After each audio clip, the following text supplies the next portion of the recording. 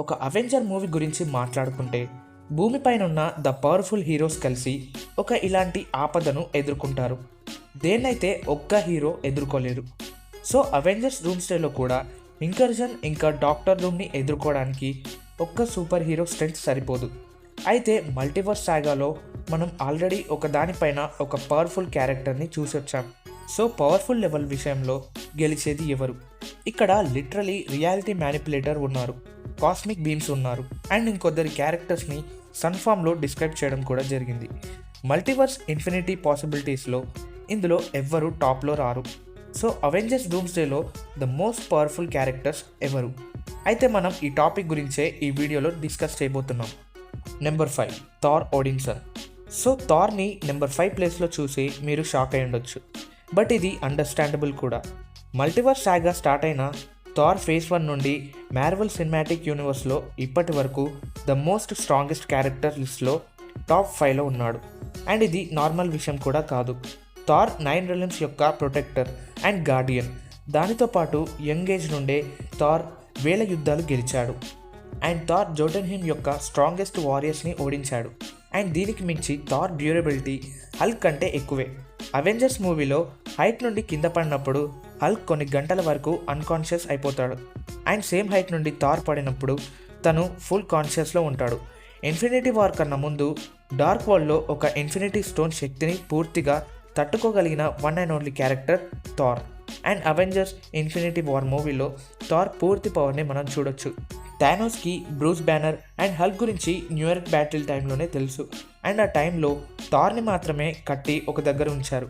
ఎందుకంటే ఎవరిని బంధించి ఉంచాలి, ఎవరిని బంధించాల్సిన అవసరం లేదో ఎబోనీ మా లాంటి స్ట్రాంగెస్ట్కి కూడా తెలుసు. ఒకవేళ అవెంజర్స్ డూమ్స్డేలో థార్ని యాన్షియంట్ రూయిన్స్ అండ్ ఓడెన్ ఫోర్స్లో చూపిస్తే థార్ ప్లేస్ ఈ లిస్ట్లో చేంజ్ అయ్యే ఛాన్స్ కూడా ఉంది. Number 4 the golden god Sentry. So ఈ క్యారెక్టర్ని చూస్ చేసుకున్నందుకు థార్ కంటే సెంట్రీ పవర్ఫుల్ ఎలా అని కొందరు ఫ్యాన్స్ ఫైర్ అవుతుండొచ్చు. ఇది చాలా సింపుల్. ఎంసీయూలో ఆన్ పేపర్ సెంట్రీ థార్ కంటే చాలా strong character. Thor and Sentry మధ్య మెయిన్ డిఫరెన్స్ వచ్చేసి థార్ దగ్గరున్న మోరల్ కోడ్. సెంట్రీ మైండ్ని అస్సలు నమ్మలేము. ఏ సమయంలో అయినా తన క్యారెక్టర్ మెంటల్ క్రాష్ అవుట్కి గురవ్వడం జరగవచ్చు. And at the same time తన దగ్గర అంచనా లేనంత శక్తి దాగి ఉంది. సో సెంట్రీ పవర్ఫుల్ లెవెల్ ఎంత ఆఫ్ చార్ట్ ఉంది అంటే ఒకవేళ తను ఫుల్ రేజ్ మోడ్కి వెళ్తే తనని ఆపగలిగేది తనొక్కడు మాత్రమే. తనని ఆపడానికి గాడ్స్ దిగి రావాలి. ఎంసీయూలో సెంట్రీకి తనని ప్రూవ్ చేసుకునేంత టైం అండ్ అపిరెన్స్ దొరకలేదు. కానీ అవెంజర్స్ డూమ్స్డే తనకి ఫేవరబుల్ గ్రౌండ్ అయి ఉండొచ్చు. సో మనకి సెంట్రీ ఏ పవర్ లెవెల్ పై ఉన్నాడో చూసే ఛాన్స్ దొరుకుతుంది. ఎర్త్ ఇంకర్జన్ సమయంలో అతి క్రూషియల్ పవర్ గ్యాప్ని ఫిల్ చేయబోతున్నాడు.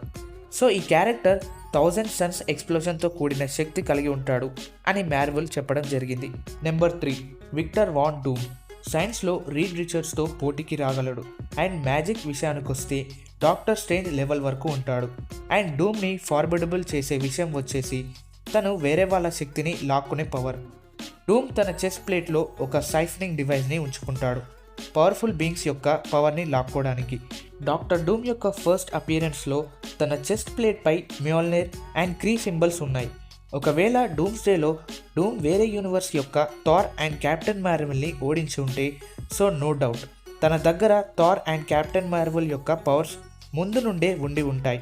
సో డూమ్ ఎలాంటి విలన్ అంటే మీరు ఎన్నిసార్లు తనను ఓడించడానికి ట్రై చేస్తే అంత శక్తివంతంగా మారే character. MCU all for one అని అనొచ్చు. డూమ్ తను వర్తి అనుకున్న ప్రతి శక్తిని తన వశం చేసుకుంటాడు. తనకి కనిపించిన ప్రతి బెటర్ థింగ్పై తను పై చేయి సాధించాలి అనే ఐడియాలజీ తనది. And at the end of the movie తను ప్రతి పవర్ఫుల్ సూపర్ హీరో పవర్ని లాక్కొని ద గాడ్ ఎంపరల్ డూమ్గా మారే ఛాన్స్ ఉంది. నెంబర్ 2 గాడ్ లోకి. ఈ క్యారెక్టర్ యొక్క పవర్ని ఎక్స్ప్లెయిన్ చేయడానికి మాటలే లేవు. ఇది లోకికి హైప్ ఇవ్వడానికి కాదు, కానీ దిస్ ఈజ్ ద ఫ్యాక్ట్. ఏంటంటే తన పవర్ని నిజంగానే వర్డ్స్తో డిస్క్రైబ్ చేయలేము. అది ఎందుకంటే ఎంసీయూ మొత్తంలో లోకి ఎగ్జిస్టెన్స్ ఒక పారాడాక్స్గా మారిపోయింది. టెక్నికల్గా లోకి అసలు ఎగ్జిస్ట్ అవ్వకూడదు, ఎందుకంటే ఫ్యూచర్లో తను చంపబడతాడు అండ్ తన పాస్ట్ సెల్ఫ్ జర్నీ స్టార్ట్ చేస్తాడు. అండ్ దాని తర్వాత లోకికి టైం స్లిప్పింగ్ ఎబిలిటీ దొరుకుతుంది, ఎక్కడైతే టైం అసలు ఎగ్జిస్టే అవ్వదు. అదే టీవీఏ. ఈ విషయం విక్టర్ టైమ్లీ అండ్ ఓబీ లాంటి జీనియస్ వ్యక్తులను కూడా కన్ఫ్యూజ్ చేసింది. థియోరటికల్గా TVA normal concepts and space టైంకి విరుద్ధమైన ప్లేస్. అది మల్టీవర్స్ సమయాల్లో ఎంత డిఫరెంట్ అంటే అక్కడ ఏ ఇన్ఫినిటీ స్టోన్ అండ్ సార్సరీ పనిచేయదు, కానీ లోకి అక్కడ టైం స్లిప్ అవుతాడు. సో ఈ టైం స్లిప్పింగ్ ఎబిలిటీ లోకిని నార్మల్ రియాలిటీని క్రాస్ చేసేలా చేసింది. ఎంత అంటే తను పూర్తి మల్టీవర్స్ రేడియేషన్ని తట్టుకోగలిగాడు. సో మీరు షాక్ అయ్యే విషయం ఏంటంటే ప్రస్తుతం ఎంసీయూలో లోకి యొక్క యాక్చువల్ ఏజ్ బిలియన్స్ దాటింది. ఎందుకంటే మనకు తెలిసిందే క్రోనల్ రేడియేషన్ ప్రతి వస్తువును ఇన్స్టాంట్గా ఏజప్ చేస్తుంది. అండ్ లోకి ఆ డేంజరస్ రేడియేషన్ని ఎదుర్కొంటూ వెళ్ళాడు. ప్రతి స్టెప్కి ఆ రేడియేషన్తో పాటు తన ఏజింగ్ కూడా పెరిగిపోయి ఉంటుంది. అండ్ టైం లూమ్ని చేరుకునే వరకు లోకి ఏజ్ బిలియన్స్ని రీచ్ అయి ఉంటుంది. అండ్ లోకి డెత్ అండ్ లైఫ్ని దాటి ఒక కొత్త పారాడాక్స్లా మిగిలిపోయాడు. సో ఇప్పుడు అవెంజర్స్ డూమ్స్డేలో అత్యంత పవర్ఫుల్ క్యారెక్టర్ ఫ్రాంక్లిన్ రిచర్డ్స్. ఎవరైతే కామిక్స్ చదివారో వాళ్ళకి ఫ్రాంక్లిన్ గురించి తను ఏం చేయగలడో తెలిసే ఉంటుంది. సో తెలియని వాళ్లకు నేనున్నాను చెప్పడానికి. సీక్రెట్ వార్స్లో డూమ్ దగ్గర బియాండర్స్ దగ్గరున్న పవర్స్ కూడా ఉన్నప్పుడు అయినా కూడా సూజీ స్ట్రామ్తో పాటు ఫ్రాంక్లిన్ కూడా వచ్చేలా చేసుకున్నాడు. తను పవర్స్ పీక్లో ఉన్నప్పటికీ తను ఆ చిన్ని ఫ్రాంక్లిన్ని ఎదుర్కోవడానికి సిద్ధంగా లేడు. ఇది కామిక్స్లో స్ట్రేటప్గా చెప్పడానికి డూమ్ దగ్గర బియాండర్స్ యొక్క శక్తి ఉన్న టైంలో ఫ్రాంక్లిన్ తన బేస్ లెవెల్లో ఉన్నాడు. అండ్ అది డైరెక్ట్గా సీక్రెట్ వార్స్ ఎండ్లో మనం చూడొచ్చు.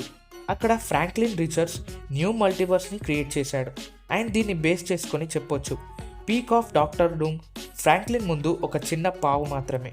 Marvel Cinematic Universe point of వ్యూలో చూసుకుంటే ఫ్రాంక్లిన్ మాట్లాడడం కూడా నేర్చుకునే టైంలో గ్యాలాక్టస్ని రీప్లేస్ చేసేంత పవర్ని హోల్డ్ చేస్తున్నాడు. డెత్ని రీరైట్ చేయగలిగే పవర్తో. ఇక మీరే థింక్ చేయండి, ప్రైమ్ మోడ్యూల్ కాన్సెప్ట్ని రీరైట్ చేయడం అంటే బేబీ ఫ్రాంక్లిన్ ఒంటరిగా గ్యాలాక్టస్ అండ్ డెత్ లాంటి కాస్మిక్ ఎంటిటీస్ పై చేయగలిగి ఉన్నాడు.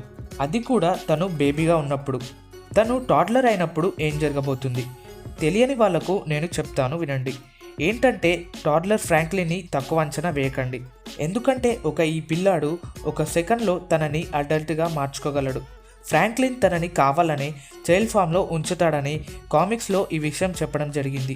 ఎందుకంటే ఫ్రాంక్లిన్కి తను అడల్ట్గా అయితే ఓవర్ పవర్డ్గా మారి రియాలిటీ తనకి బోరింగ్ అవుతుందని తెలుసు కాబట్టి. సో గైస్, ఇది అవెంజర్స్ డూమ్స్డే యొక్క పవర్ఫుల్ క్యారెక్టర్స్ యొక్క లిస్ట్. స్పెషల్ మెన్షన్స్ లేకుండా ఈ లిస్ట్ని పూర్తి చేయడం అన్ఫేర్గా ఉంటుంది. అయితే స్పెషల్ లిస్ట్లో ఫస్ట్ వచ్చే క్యారెక్టర్ డాక్టర్ స్ట్రేంజ్. తను సార్సరర్ అవడంతో పాటు డార్క్ హోల్డ్ నాలెడ్జ్ని హోల్డ్ చేసే పవర్ఫుల్ క్యారెక్టర్. నెక్స్ట్ వచ్చేది స్కార్లెట్ విచ్. ఏ యూనివర్స్ని అయినా స్కార్లెట్ విచ్ ఈజీగా తను రియాలిటీ యొక్క పూర్తి రూల్స్ని చేంజ్ చేయగలదు. అండ్ నెక్స్ట్ వచ్చే క్యారెక్టర్ వైల్డ్ కార్డ్ అనే చెప్పొచ్చు. అదే Rachel summers. Rachel summers the most powerful X-Men.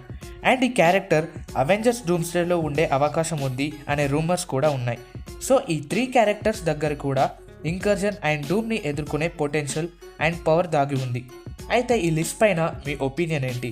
ఈ లిస్ట్లో ఇంకా వేరే క్యారెక్టర్ ఏదైనా ఇంక్లూడ్ చేయబడాల్సి ఉందా, లేదా ర్యాంక్ చేసిన ప్లేసెస్ని షఫుల్ చేయాలా, లేదా నెంబర్ 1లో వేరే క్యారెక్టర్ని రిప్లేస్ చేసి ఉండాలా, లేదా వేరే క్యారెక్టర్ని యాడ్ చేయాలని అనుకుంటే మీరు మీ ఒపీనియన్ని కామెంట్స్లో తెలియజేయచ్చు. సో ఛానల్కి కొత్తగా వస్తే ఛానల్ని సబ్స్క్రైబ్ చేసుకోండి అండ్ వీడియో నచ్చితే లైక్ చేయండి. So meet you next video. అంతవరకు మీ పోకె రేంజర్ సైనింగ్ ఆఫ్.